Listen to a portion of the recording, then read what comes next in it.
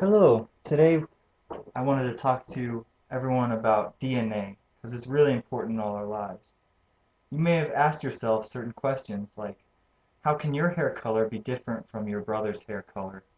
Or how is it possible that you don't look exactly like your mom or your dad? The answer lies in our DNA. DNA is made up of a sugar phosphate backbone, like we see here.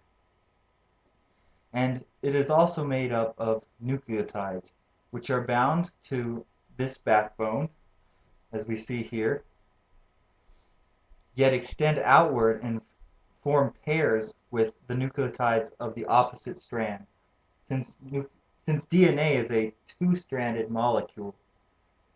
Why is DNA important?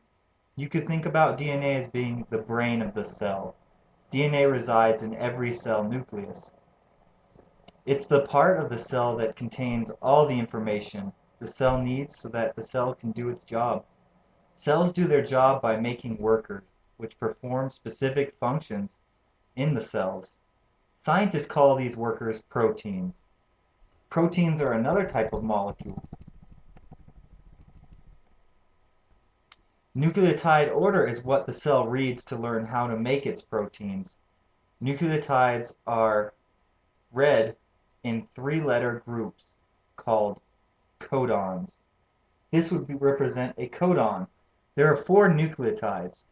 There is guanine, which always pairs with cytosine, and there is thymine, which always pairs with adenine. And these three form a codon. And a codon is responsible for instructing the cell on how to make a specific amino acid. Amino acids are the building blocks of proteins. There are 20 total amino acids in the world that are known that make up proteins. A specific order and group size of codons makes a gene. And what are genes?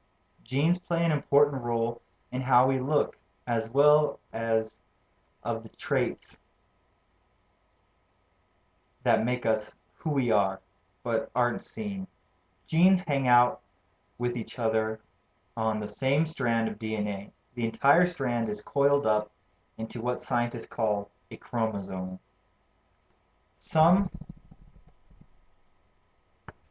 of each of your parents' chromosomes are passed down to you. Humans have 23 pairs, or 46 total chromosomes, that contain the instructions for what proteins make up our body. It is just that simple. Our DNA makes us who we are. So now you know why you look different from your brother and what makes you, you.